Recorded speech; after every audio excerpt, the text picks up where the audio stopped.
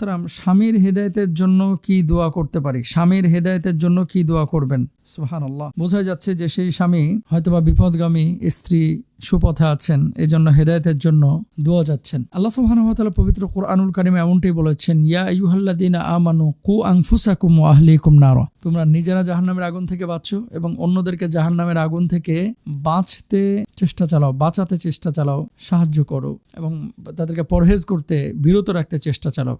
নিজেরাও জাহান্নামের আগুন থেকে বাঁচতে হবে, পরিবারের অন্যদেরকে, এলাকার অন্যদেরকেও জাহান্নামের আগুন থেকে বাঁচাতে চেষ্টা করতে হবে। ভেরি ভেরি ইম্পর্টেন্ট একটি বিষয়। অনেক স্ত্রীরা আছে নামাজ আদায় করেন কিন্তু স্বামী আদায় করেন না। তো স্বামী আবার সেই দিনদার, মুত্তাকিয়া, পরহেজগার নারীর উপর অত্যাচারও করেন। অনেকে আছেন নামাজের জন্য ক্ষিপ্ত হয়ে যান, নামাজে ডাকলে বিরক্ত হয়ে যান, দিন ফলো করতে বললে রাগান্বিত হয়ে যান, এরকম হয়। দেখেন আল্লাহ সুবহানাহু ওয়া তাআলা বলছেন, হুন্না লিবাসুল লাকুম ওয়া আনতুম লিবাসুল লাহুন। স্বামী স্ত্রী হচ্ছে একে অপরের পোশাক স্বরূপ। যেমন এভাবে একে অপরের ইজ্জত আবরু আমরা ঢেকে রাখি, বিবাহের পরে যেমন আমাদের দৃষ্টি অবনমিত রাখি, আমরা যখন আমাদের স্ত্রীদের সাথে একান্ত সম্পর্ক স্থাপন করি, এটাও কিন্তু সওয়াবের একটা কারণ। স্ত্রীদের দিকে তাকিয়ে যখন হাসি, এটাও সওয়াবের কারণ। স্ত্রীদের সাথে সুন্দর আচরণ করি, এটাও সওয়াবের কারণ।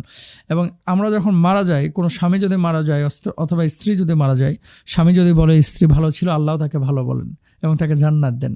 কোনো স্ত্রী মারা যাওয়ার পরে স্বামী যদি বলে যে আমার স্ত্রী ভালো ছিল, আল্লাহ তাকে ভালো বলেন। কিন্তু দ্বীনি বিষয়ে যদি এরকম ভুল বোঝাবুঝি হয় বা স্বামী যদি বদ্দিন হয়ে যায়, বিপদগামী হয়ে যায়, তাহলে কিছু নসিহা আপনার জন্য আজকে।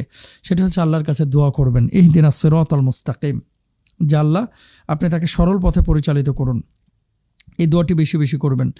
2 নম্বর বিষয় হচ্ছে উদু ইলা সাবিলি রব্বিকা বিল হিকমা। তার পছন্দের বিষয়গুলোকে প্রায়োরিটি দেন, দেওয়ার পরে তাকে ভালোবাসা দেখান এবং আপনি ভালোবেসে যেমন কোনো কিছু বললে তিনি যেমন শুনেন, ভালোবেসে তাকে আপনি নামাজের দাওয়াত দেন এবং তার পছন্দের বিষয়গুলোকে প্রায়োরিটি দেন। তারপরে তার কাছে দাবি দাওয়া পেশ করেন যে নামাজ পড়ুন, তারপরে দিন ফলো করুন। ঠিক আছে, এভাবে আপনি চেষ্টা চালান ইনশাল্লাহ। উগ্র মেজাজ সবসময় দাবি দেওয়া আদায় করতে পারে না এবং কখনো কখনো ব্যর্থ হয়। উগ্রতার চাইতে ভালোবাসা দিয়ে অনেক দাবি দেওয়া খুব সহজে আদায় করা যায়। এরপরে একটি দোয়া করবেন, রব্বানা হাবলানা মিন আজওয়াজিনা ওয়া যুররিয়াতিনা কুররাতা আ'ইন ওয়াজআলনা লিল মুত্তাকিনা ইমামা। এই দোয়াটা নিয়মিত করবেন ইনশাআল্লাহ। আরেকটি দোয়া করবেন, রব্বানা লা তুযিগ কুলুবানা বা'দা ইদ হাদাইতানা ওয়া হাব লানা মিন লাদুনকা রাহমা ইন্নাকা আনতাল ওয়াহ্হাব। এই দোয়াটাও আল্লাহ সুবহানাহু ওয়া তাআলা শিখিয়েছেন। সুতরাং আমার বোনদেরকে বলবো যে স্বামী যদি বিপদগামী হয়ে যায়, তার সাথে একটু কৌশলী আচরণ করেন, তার পছন্দের বিষয়গুলোকে প্রায়োরিটি দেন, তাকে দাওয়াতি কাজ করান। আর কোনো স্বামী যদি একেবারে নাস্তিক মোরতাদ হয়ে যায়, তাহলে তার সাথে সংসারের প্রশ্ন ওঠে না। মনে রাখবেন যে নামাজ না পড়া অনেক সময় উদাসীনতার কারণে, তাদেরকে না বোঝানোর কারণে, কিন্তু যদি ভালোভাবে বোঝানো হয় অনেকেই কিন্তু নামাজ আদায় করেন আলহামদুলিল্লাহ। সুতরাং মেহনত চালান, আপনি চালাইলেই ইনশাআল্লাহ তাআলা এক সময় দেখবেন স্বামী সুপথে ফিরে আসছেন ইনশাআল্লাহ।